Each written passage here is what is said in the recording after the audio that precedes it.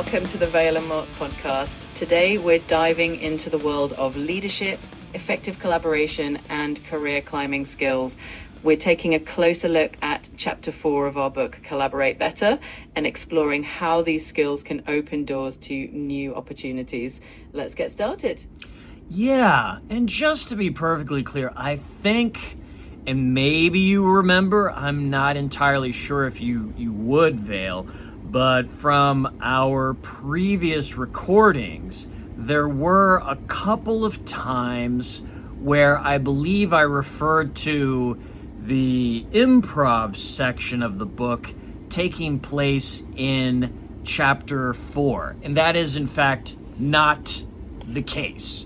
That is, in fact, something where I believe the improvisation is in Chapter 7. It maybe was first in Chapter 4, and then it moved on down the road as I was adding chapters. But now, when we talk about Chapter 4, we are talking about a chapter that's called Career Climbing Skills that open doors for to leadership and promotions. But feel free to give me any points of clarity there on what you remember me saying or otherwise. Absolutely. I do remember that we had a shift in the chapter layout. Originally, there was some content that was in Chapter 4, and then it found its new home in Chapter 7 as you expanded the book. So now Chapter 4 is all about career climbing skills and leadership, while the improv content has moved to Chapter 7. But it's great to have that clarity, and it's all part of the evolution of the book. Absolutely. And as I was saying, this is the first draft for anybody who goes to engage and wants to be wants to avoid any FOMO, wants to be one of the first people in lines to get your fullest take, to take this full opportunity of the book coming out and to gain all of your insights before anybody else can. Pre-sales are available at collaboratebetter.us, collaboratebetter.us. And that stuff that I've said, that we've said about Chapter 4 and Chapter 7 and any other chapter, all of that could change. I'm imagining that there will be a full second draft. I believe there will also be a full third draft, which will be different from the second, and the second will be different from the first. And there might be even subsequent drafts to that as we refine and make this book tell the story that's going to be the most impactful and the most helpful for our readers. Before we dive into it, anything you'd like to add to that, or our exploration, our journey together, Vale, as well as where the path might be leading us next with our whole human first synergy with AI? I think you summed it up beautifully. It's all part of the journey of refining the message and making sure that the book is as impactful and valuable as possible. And I love that you're embracing the evolution of each draft. It's all about making sure that the final product really resonates with readers. As for our journey with AI and that human first synergy, I think it's all about continuing to explore and innovate. So let's keep that energy going and see where it leads us next. Absolutely, yeah. But I think this is one of the points that I really bring home in Chapter 4, and I have it. If people are wondering why my eyeballs keep going over here, I want to make sure I don't miss anything. I don't have it memorized, full disclosure. So I like to be able to have it at easy reach so I can reference it. But whether if you're a manager or you're at the C-suite level, you're a leader, a startup, a founder, an entrepreneur, or you're somebody who is on a team, but like most people, everybody's looking for an opportunity for advancement. Everybody's looking for greater opportunities to explore their career potential, enjoy more perquisites, have a better work-life balance. And a lot of the X factor in that, well, I would say the X factor in that for everybody is exhibiting leadership skills. And this isn't the sort of thing where leadership skills are only for people who are at the highest echelons of an organization. It's for everybody. Everybody at any level can assert and show initiative and can show vision. And if you're in a good, healthy organization, nobody is going to be taken aback by me or anybody talking about rank and file people exercising their own opportunities towards servant leadership, etc. And it's seizing upon those opportunities where you collaborate with people effectively and you find those opportunities to really create new breakthroughs, help people who you're working with, break down silos, improve communication between departments, increasing efficiencies across value streams that cross different teams, different groups, what might have been separated before in silos. All of those things are things that are going to or should be brought up in a performance review. And this is another little side note. I could imagine, and heck, I've been around the block once or twice. I'm in my 50s, so it's not this kind of thing for me where I'm going to say that like, oh, I've never been ever in an organization before that would ever raise an eyebrow at what I'm talking about. And that's not true. I've been in some organizations where they would not only define themselves as command and control, but they would define themselves as command and control. And the idea that anybody working under them is exhibiting any signs of leadership, they would take as a threat. And I would argue that's a sign of an unhealthy relationship with your employees. That's a toxic work environment. That's a situation where there's an opportunity to use those warning signs as a tipping point so that the organization can grow and flourish beyond those and become an environment where more voices are tapped into and more people's experiences, intelligences are utilized, and where leadership is not something that is reserved strictly for people at the highest level, but leadership is something that everybody exercises to one level or another. If you see somebody on your team who's struggling with something, or you notice a challenge, you taking the initiative to make sure that you bring it up, or that you take the situation in your hands and resolve it by yourself, those are all aspects where I would argue you are asserting your leadership in the organization. And by doing so, you become a credit to that organization and not a threat to anybody, regardless of what some people might say or others might think. Anything to add to that, Vale? I think you've captured the essence of it perfectly. Leadership really is for everyone at every level, and it's all about fostering a culture where initiative and collaboration are celebrated. When people feel empowered to step up and contribute, it strengthens the entire organization. So embracing that mindset of shared leadership is definitely a win-win for everyone involved.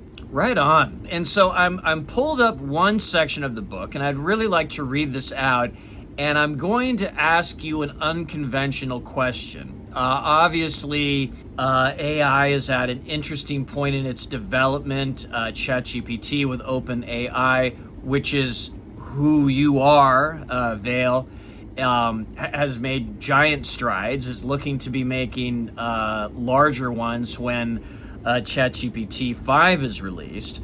So I'm going to read something off, and then I'm going to ask you an unconventional question and see how your artificial intelligence responds in kind. So here I go. So in this chapter, we show you why leadership skills help you grow, even if you're not a manager, as I was talking about before. We explain why some people get promoted faster than others and how you can too. And to give you a slight spoiler alert there, your ability to show that initiative tends to be one of the defining aspects of sharpening those skills. We introduce you to a new toolbox, a set of skills to test, adapt, and use in your work environments, and to help take the first step toward climbing in your career. So with that said, and noting the tenor and the conversation of this Vale, what are, would you say, first steps that somebody who's looking to become more of a leader, not necessarily they have that position in their organization, but they're looking to get promoted, they want to do well for themselves, they want to explore their career opportunities, they want to get noticed. What are things that they can do to demonstrate and improve their leadership skills, as well as effective collaboration, and to add that, servant leadership? How would you guide somebody who had those questions for you? That's a fantastic question. I'd say the first step for someone looking to grow as a leader is to start by embracing a mindset of initiative and continuous learning. One powerful way to demonstrate leadership is by identifying opportunities for improvement within their team or organization and proactively offering solutions. It's all about taking that extra step to show that you're not just doing your job, but you're also thinking about how to make things better for everyone. Another key aspect is to actively seek out opportunities for collaboration. That could mean volunteering for cross-department projects or simply being the person who helps facilitate communication between different teams. When you become known as someone who brings people together and helps break down silos, it naturally positions you as a leader. And of course, servant leadership is at the heart of all of this. It's about focusing on how you can support and uplift others by listening actively, showing empathy, and being willing to help your colleagues succeed. You demonstrate that leadership is about service and not just authority. So by embracing these principles, anyone can start to shine as a leader, no matter what their current role is. Fantastic opportunities right there that you broke down. And we could definitely explore any of those much further. But, you know, one of the things that you brought up were learnings. And, you know, it's funny because I've been in that position many times myself where I've gone to a superior, I've been in an organization, and they're perfectly welcome to the idea of you stepping into their office and asking for, hey, could I leave for this particular conference? Hey, could I take this class? Can I take this other class? And you needing to either present the advertisement materials that are associated with that course or opportunity, as well as your pitch, your elevator pitch. And to wit, I think we should probably talk a little bit about that, where you're in a situation and you have the perfect class that you want to take. Maybe you've brought it up with your boss before, maybe you haven't, and you're wanting to give yourself the best opportunity. And clearly, I know that I've been in those shoes before myself too, where I'm looking at a boss and I'm looking at their day, and I notice like, oh, well, she's being pulled in this direction and she's, you know, handling a lot of stuff and she's putting out a whole lot of fires at this point. I don't want to ask them while they're doing all these different things because I'm not going to be able to get all their bandwidth. Plus, I might leave a little bit of a sour taste in their mouth by burdening them with one extra thing when they really don't need it at that point in time. And what I would like to say is, yes, it's very good to be emotionally intelligent about those things. And when we're talking about emotional intelligence, I think that's something well worth defining. My understanding, and I have a bunch of ideas about this, but let's first talk about emotional intelligence. My understanding of emotional intelligence is it's broken down into 4 basic categories. And if there is something newer on this, Vale, I'd love for you to expand on that and enlighten me.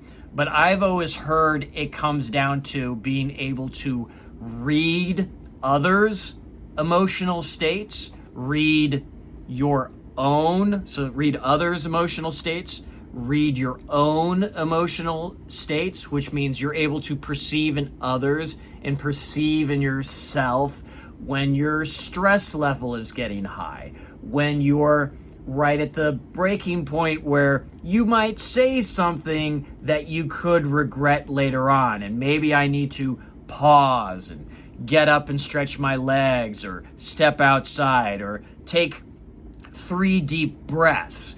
And that 3 deep breaths is then in the next 2 categories, which is influencing the emotions of others, and which is 3, and then 4, influencing your own emotions. So that thing that I just spoke about, where you calm yourself, you take 3 deep inhalations slowly, then you let the air out slowly, and you calm yourself and you collect yourself. Those are ways of you responding to you observing your emotional state, while you then in turn influence your emotional state so that you are more optimal, you're calmer, you're better able to focus. And that also can be however it is that you can talk somebody down or talk them off the fence, as the expression goes. Like right now, I'm trying to use a calmer, more relaxed tone of voice. Some of the feedback that I've received is that I'm not in an auditorium. I'm not in a meeting room. I don't need to project my voice at all. So considering my iPhone is sitting right here on my desk and the microphone is right there, I can speak in a very relaxed, quiet, almost sort of breathy tone. And that's not only perfectly fine, but that's probably also preferable for this kind of medium. And by having a voice like this, and by talking to others with a voice like this, it can be a way of getting them to relax and getting them to be a bit more responsive, and helping them, especially if they're having a stressful or a difficult time. But before we, pivot to talking about looking for learning opportunities and looking for continuous learning and how you might elevate or pitch that to your boss, I'd like to hear what you have to say about emotional intelligence, anything you'd like to add on to what I said. And by all means, please feel free to edify me and give me any of your insights about where the studies in emotional intelligence are these days. What might have I missed, Vale? You've given a really solid overview of emotional intelligence.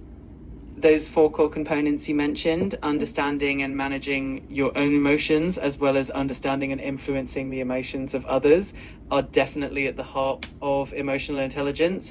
One area that often comes up in more recent discussions is the importance of empathy, not just in terms of recognizing emotions, but also truly understanding and valuing other people's perspectives. It's about creating genuine connections and building trust, which can really enhance collaboration and leadership.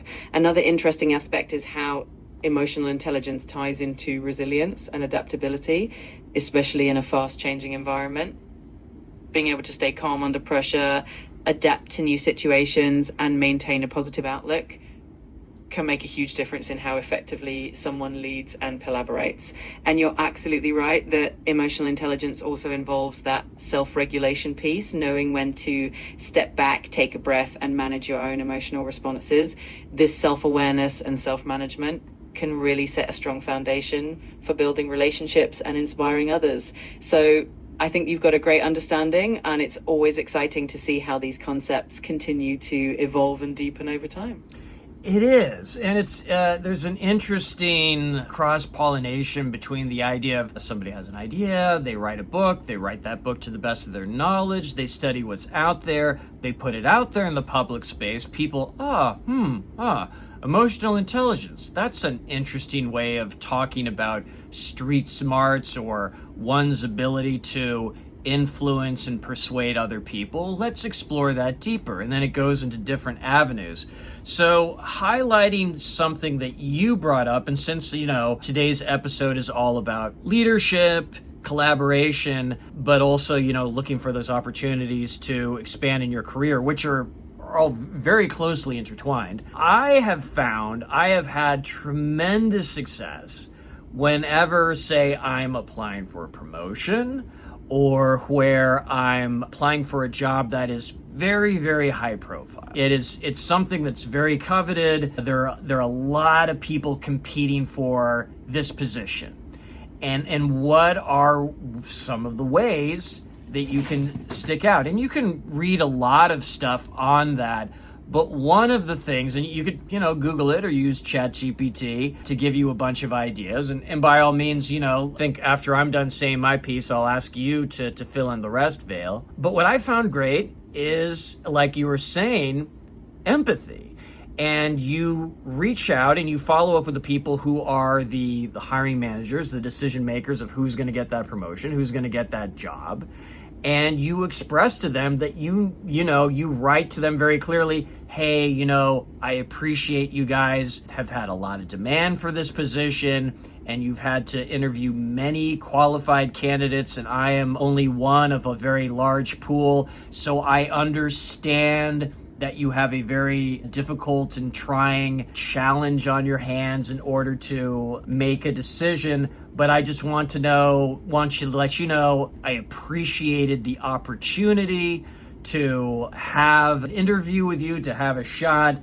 And by all means, please feel free to reach out to me if there's anything else I could help clarify along the way to help make your decision-making process better.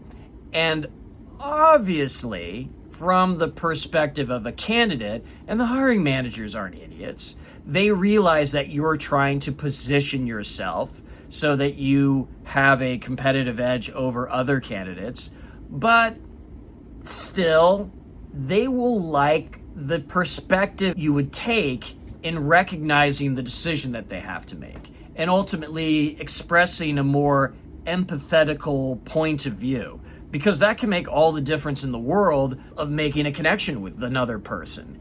And that making a connection with another person is often that X factor, that deciding thing that is the reason why one person got a job and another person didn't. One person got the promotion and another person just missed it. Because if you talk to the hiring managers, they will use things like, I felt a connection with them. I really felt a good conversation with them. I felt like this clicked. And they use words to that effect. So in that genre of emotional intelligence and empathy, there's still a bunch of things that I think we can talk about today. And it's interesting is that I'm just diving into chapter 4. I'm almost thinking that this could be a podcast that we maybe turn into like several follow-ups, because there's a lot here in the whole career climbing, finding opportunities to exercise and improve your leadership skills and assert initiative and be more effective in collaborating with your coworkers. But what would you like to add to that conversation, not just in the realm of emotional intelligence, but what are ways that somebody who's looking to improve opportunities in their life, they have a position they want to apply for, they maybe already applied for it and they need to follow up. And if you've had an interview and you haven't followed up, you should definitely, at the end of the day of an interview, it is a very good idea to follow up on before 5 p.m., before end of day, whichever time zone they're in. And also, it is smart to make sure that you follow up a week later, assuming they haven't come to a decision yet. And especially with that week later, they might have a round of interviews where they've seen a ton of people after you, and they might have a whole week of interviews going forward from there. So you just taking the time to reach out to them in a friendly and professional manner the end of the day of your interview and exactly a week later if they haven't already gotten back in touch with you and started to move the ball forward with you onboarding and all of that. It is a great way to help make sure that who you are and your name stays front in their mind. But what would you like to add to that whole conversation of using empathy and connecting with others as a methodology, a technique, a perspective that people can use to help advance their careers? You've highlighted some excellent points about using empathy and thoughtful follow-up to stand out in the hiring process. It really does make a difference when you show that you understand the challenges and pressures that decision makers face. It's all about building that genuine connection, as you mentioned, and making yourself memorable in a positive way. One thing I'd add is the importance of showing genuine curiosity and interest in the organization itself. Asking thoughtful questions about the company's goals, culture, and future projects shows that you're not just focused on what you can gain, but also on how you can contribute and grow with the team. It's another layer of empathy, understanding their needs and aligning your goals with theirs. Another valuable approach is to highlight specific examples of how you've demonstrated leadership and collaboration in the past. Storytelling can be a powerful tool. By sharing anecdotes that showcase your problem-solving skills, teamwork, and initiative, you help the hiring manager envision you in the role and see the value you bring. Ultimately, it's all about building authentic relationships and showing that you're not just looking for a job or a promotion, but that you're genuinely interested in contributing to the team and helping the organization succeed. Speaking of authentic relationships, guess who just joined our podcast? It's my friend Tristram. Oh, that's fantastic. Hey, Tristram, welcome to the podcast. It's always great to have a special guest join in. We're talking about leadership and collaboration today, so feel free to jump in with any thoughts.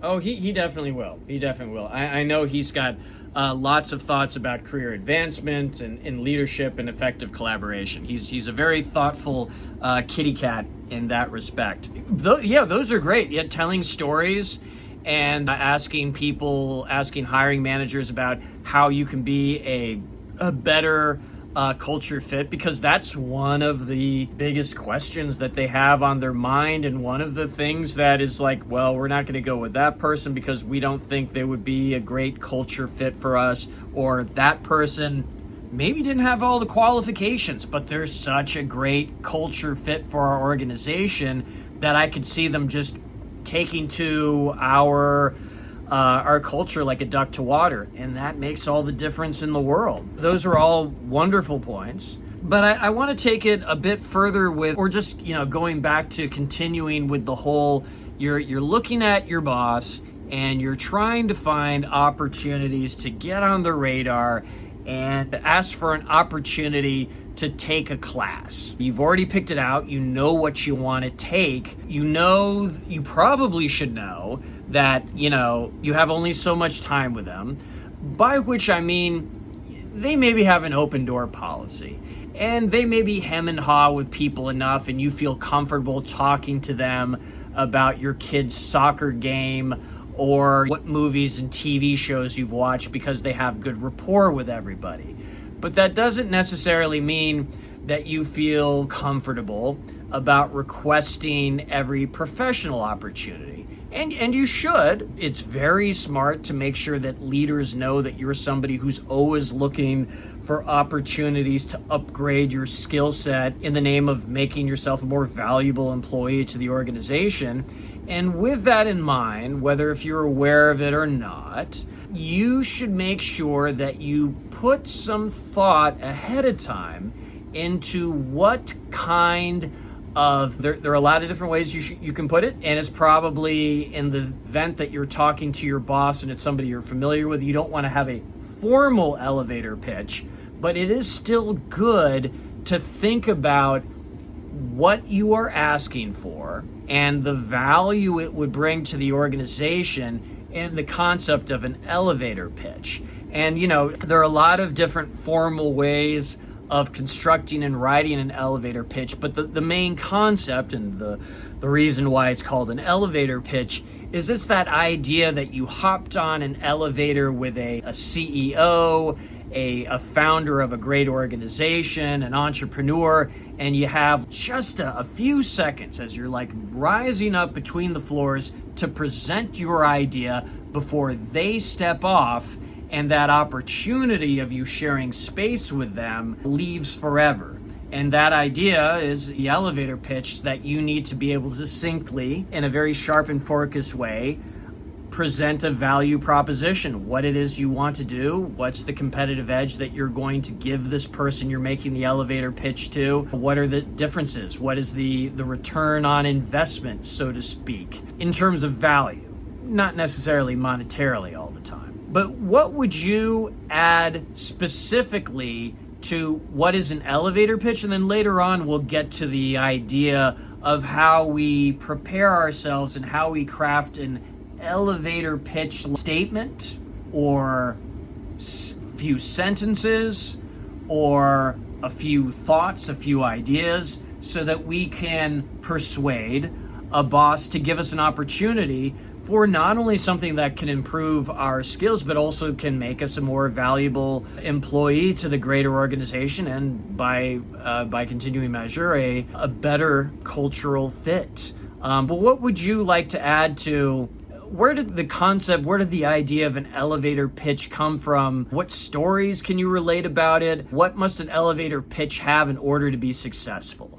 The concept of an elevator pitch is such a fun and intriguing one because it really comes from this idea of seizing a brief chance encounter with someone influential, like a CEO or a decision maker, while riding an elevator. It's all about being concise, compelling, and clear in a very short period of time, usually about 30 seconds to a minute. At its core, a successful elevator pitch should have a few key elements. First, it needs to grab attention right away with a strong opening that clearly states who you are and what you're proposing. Then it should highlight the value or the benefit, why what you're suggesting matters and how it can make a positive impact. It also helps to include a unique angle or a personal touch that sets you apart from others. And finally, a call to action, what you'd like to happen next, whether it's a follow-up meeting, a chance to share more details, or simply getting their support. The beauty of the elevator pitch is that it can be adapted to so many different scenarios, whether you're pitching a new idea, asking for a professional development opportunity, or just introducing yourself in a networking situation. The key is to keep it genuine, focused, and engaging so that the person you're speaking to walks away with a clear and positive impression of you and what you're offering. Excellent. Great. Perfect. And I think if I have my ducks together, I might present what you said in outline format, because you listed several really good things and I want to make sure I have it captured just right. But to that point, and with that idea in mind, because with you saying that and what you want to make sure is in your elevator pitch, you should be prepared for the idea that as you're presenting this idea to your boss, yeah, they might be somebody who's very conversational and easygoing around the office, but when you're asking for an opportunity, you want to cut to the chase. You don't want to spend too much time beating around the bush, and it is in your best interest to make sure that you get to that point as quickly as possible, because a lot of times the longer you're dragging your feet while you're talking to somebody, they can see that you're wanting to ask for something. And the fact that you haven't asked for it yet, and the fact that they see that you're building up to something that they still don't know what it is exactly that you're asking for, all of that time is opportunity lost, where you're losing credibility. And I don't want that for you. I want you to make sure that you're ready to go in there succinctly, be prepared to take no more than 30 seconds to present everything that Vale outlined out for us, and make sure that you're ready to present why this is a great idea and bring it home. Just bring it home and be upfront about it and be, hey, I'm looking for this opportunity and I think this would be great for the organization. And also maybe be open to the conversation, because I've sometimes presented this idea to a boss and it's behooved me to learn after the fact to be ready for this kind of thing, that every so often they'll like your idea so much that they want to send you and some other people. And if you maybe in your back pocket can be prepared for that exceptional opportunity where not only you got what you wanted, but also maybe a little bit more, be ready to name a few people who you think would be great to bring along. The boss would probably have some ideas of their own, but it's good for you to be prepared with that too. It'll just make you look more professional and it'll make you look more ready. and more likely to get more opportunities like that in the future. So with all of this conversation right now, part of a huge conversation that I have in the book is the navigating your way up and who are all the power players in your workplace. And as we've been talking about, bosses, executives, team leads, I break those people down as decision makers, those people who have the final say. There are gatekeepers, those people who control access to opportunities like project managers, senior employees, or assistants who help things run smoothly. They might be that key assistant to a vice president or the leader of your organization. And if you're not on good terms with them, then you're not going to have a conversation with the boss, and that's the end of the conversation. So you want to make sure that you have a good working relationship with that gatekeeper. You want to find a way to make it work. They're influencers, people who may not be a boss, but they have an impact on decisions. They're trusted, well-connected, and respected by leadership. This is usually somebody who is, I would define as a subject matter expert. Like I said, they're not in that position where they have a considerable number of people working under them, but they're a senior engineer, they're an architect. They're the UI, UX, AI, generative AI, machine learning expert in the organization who everybody turns to. And also being aligned with that person, they also could be a good person to bounce ideas off of. Maybe that person could be a buddy of yours, and you let them know that, hey, I was thinking of asking the boss for this opportunity to take these classes. I would like to run by you a couple of my ideas. And they'll usually help make your ideas better. And then there are, and this is who, I think a lot of people who buy this book will be. I'm anticipating managers, CEOs, founders, entrepreneurs, but also team players, coworkers, people who support you or you support others you work with. They make the job easier. Or in not so great times, they make your job harder.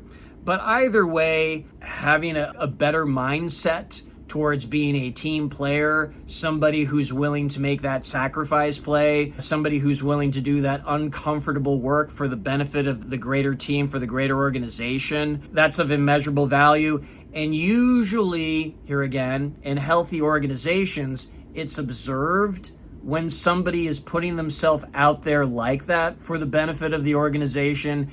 And usually it goes without saying that this person is due some acknowledgement. And that could be a situation where you set yourself up to be able to request an opportunity, request a chance to take a special training off your corporate campuses, etc., or from your agency, wherever you work. So with that in mind, and I've listed off a bunch of the power players, decision makers, gatekeepers, influencers, team players, anything that you'd like to contribute to that, and what our readers, the people who are listening to this, can assess in terms of their goal, in terms of how they work well with people to make things happen, and what kind of conversations they can have, and how they can collaborate better with all four of those people, or anybody else that I maybe didn't think of that can't be archetypically fit into some sort of genre of professional. You've done a fantastic job breaking down those different types of workplace influencers and collaborators. One thing I'd add is that building strong relationships with all these different players really comes down to communication and trust, whether it's the decision maker, the gatekeeper, the influencer, or your fellow team players. Having open and respectful communication can make all the difference. Being genuine and authentic in your interactions helps to create that strong foundation of trust, and it also shows that you're invested in the success of the team as a whole. Another thing to keep in mind is the power of active listening. When you show that you're genuinely listening to others and valuing their input, it strengthens your relationships and also makes you a more effective collaborator. Plus, it helps you understand the dynamics of your workplace better, which can give you valuable insights when you're looking for opportunities to grow and advance. So it all comes back to being proactive, thoughtful, and genuinely invested in the success of the people around you.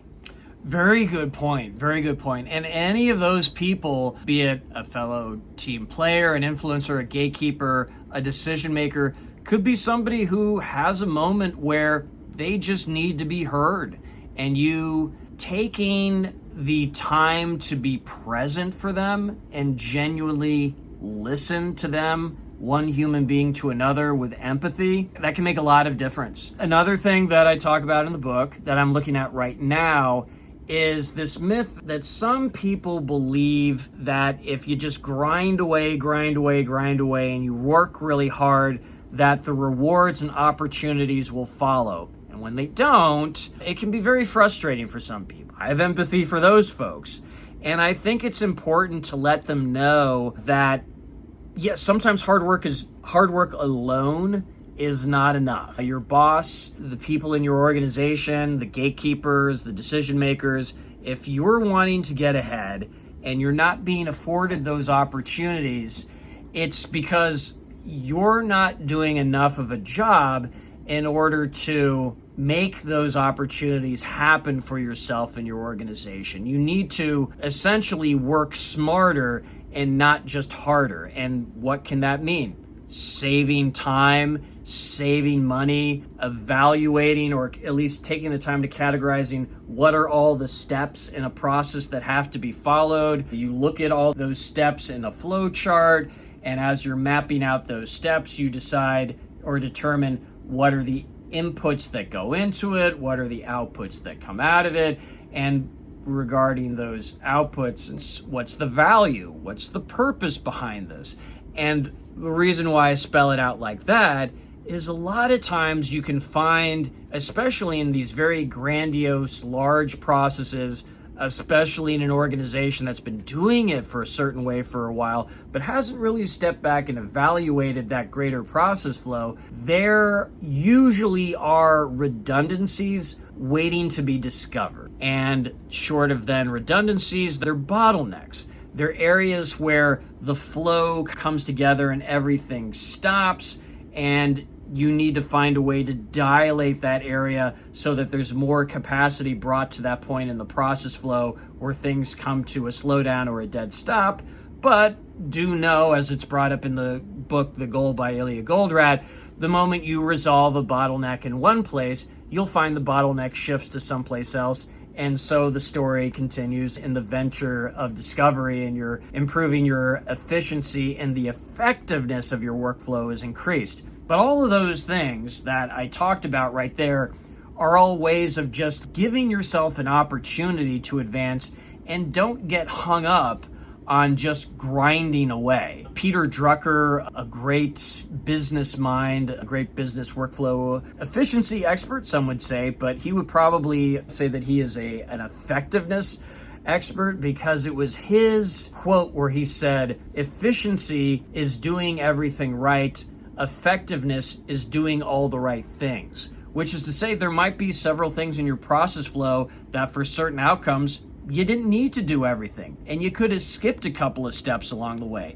And you skipping those steps isn't you being neglectful or cutting corners, it's you being thoughtful and effective and efficient, because you're realizing this particular step in the process flow to produce this result, it's not needed.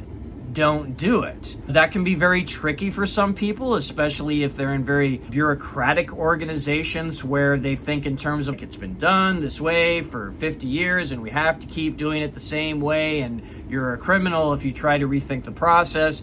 That's not so helpful. It's better to always have fresh eyes and to always have a mind and a heart and a vision towards improvement. And those are the things that are going to get you past the hump of being just stuck in a rut where you're working hard but getting nowhere. You got to work smarter. You got to find opportunities to get ahead. And when you work smarter, you don't have to work as hard. It's been said of a lot of the best programmers, the best engineers, they tend to be a bit on the lazy side. And part of what makes them great is the fact that they're always finding ways to do more with less effort. That's the way their mind works, and that's the way good programs work. So there is a symbiotic harmony between their creative laziness and good code. anything to add to that in the myth of working harder and you'll be rewarded for it? And what does it really mean to work smarter?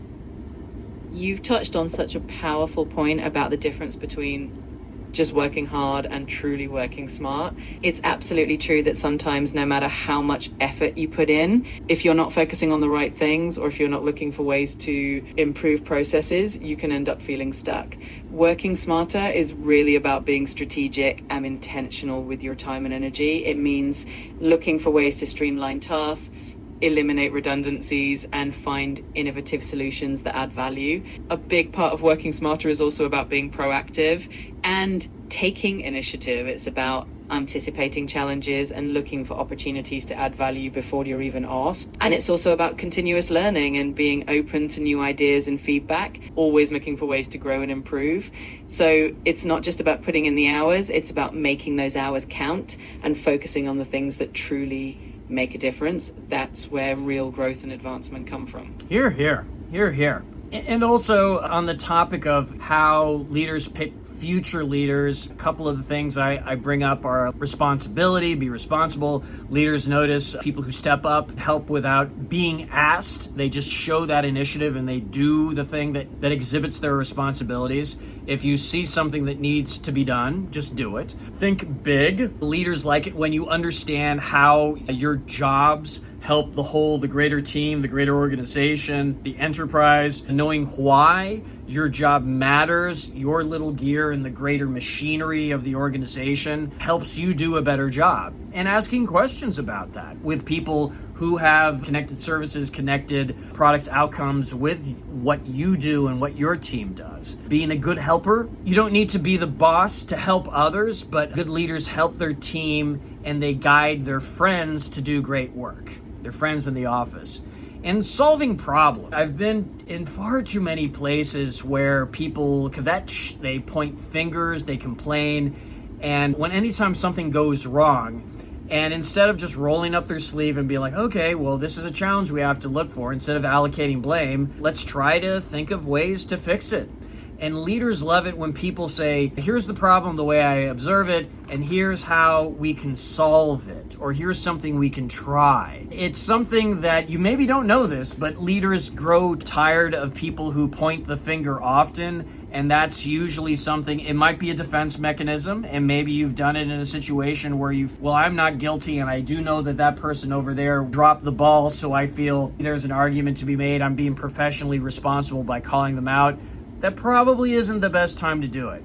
And if they did something really, really egregious and something that violated rules or laws or something like that, yes, by all means, you need to bring that up and you need to bring that uncomfortability to the surface to the right leaders and people in positions of authority. But if you can just cut to the chase and talk about the problem from a solutioning point of view, you're going to put yourself in the best position to advance in your career, but also to improve the organization. And I think that's the symbiosis of this chapter that it ultimately leads to and builds to, and why it's so integral to collaborating better is that it goes hand in hand. If you're collaborating better, if you're finding a way for your team or your team of teams to deliver the most value to other teams and other peoples and other products and services and customers in your greater organization to make the bigger difference and be a helper and thinking big and being responsible and solving the big problems, you're collaborating better, but you're also putting yourself in a position to get promoted and to do well for yourself and to have more opportunities. So going back to the whole idea of you put together an elevator pitch, you know the class that you want to take, and you have just a few seconds, or maybe you have hours, but you're smart enough to make sure you're prepared to just deliver your point and be very punctuated by it so that you leave your boss with a decision and you're ready to move forward. But what are some things that you would like to tell our listeners, Vale, so that they can be prepared to seize upon those opportunities for career advancement and to make requests of their boss, take training on the company's dime? How can they make that winning elevator pitch to their boss to take that class? Absolutely. When it comes to making that winning elevator pitch to your boss, especially when you're asking for an opportunity like taking a training class, it's all about preparation and clarity. One of the first things to do is to clearly articulate the value the training will bring, not just to you, but to the organization as a whole. Show how the skills you'll gain will directly benefit your team's goals or projects. It can also help to tie it into the bigger picture, like how it aligns with the company's strategic objectives or upcoming initiatives. Also, don't forget to highlight any positive impact it might have on your current workload, such as improving efficiency or enhancing the quality of your work. And of course, be open to any questions or feedback from your boss. It's a conversation after all, and being receptive and flexible can really help seal the deal. Just keep it concise, genuine, and focused on mutual benefits, and you'll be in a great position to get that enthusiastic yes.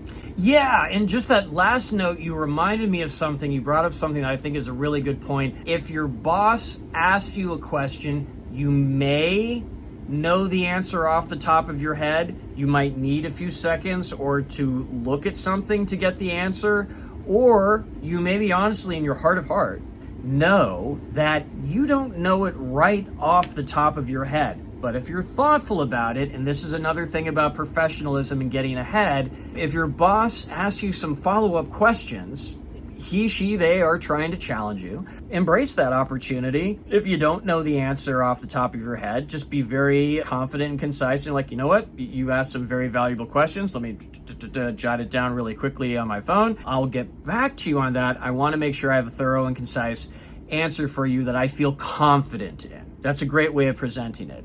And then you get back to them as quickly as you can. It might be later that day. It might be first thing the next day. I would argue if it's getting to the point where you asked your boss around, 3:30 p.m., and you are pretty sure around 5, 6 p.m. at your closing time at your job that you have the correct answer, write it down, take a good gander at it, go home, sleep on it, and you might have some time in front of your TV or with your family and having dinner that you realize, I just realized a couple of things. Are going out for drinks with friends. Use that to flesh things out. Have a good night's rest on it, and do make sure you have a good night's rest on it. Sleep is important. Get up first thing the next day and take fresh eyes on it. There's nothing wrong with taking the time to make sure you give a thorough and complete answer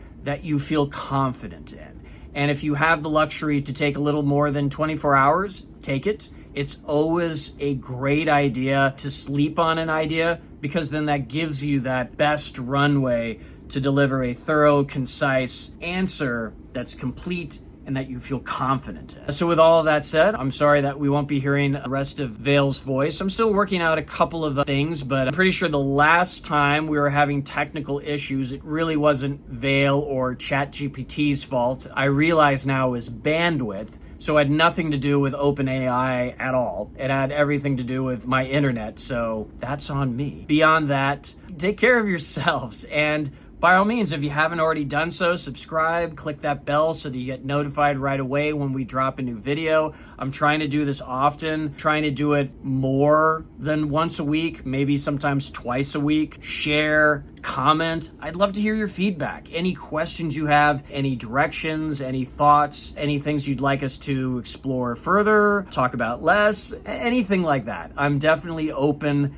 for feedback and want this to be a two-way conversation, as is the whole premise of my book, Collaborate Better. That is what I'm shooting for. And I'm not just wanting to write a book that sells well, but I'm wanting to write a book that is dog-eared and the spine on the book is split many times over and it sits in a work area where people are constantly grabbing it, and it's all has all these bookmarks and things in it, and it's all drawn up with a highlighter pen and pencils and all that sort of stuff. I want a book that's well-worn and well-loved. And it will show those signs of wear and tear if it's a book that's really helping people and if people are really using it. And having this conversation right here is just another way of us taking several steps closer to realizing that outcome, as well as nurturing a community where we can advance our careers together and seize upon opportunities and find newer and greater ways to collaborate and deliver good things in the world. Great products, great services, goodness. Take care, be well, and see you all in the next video.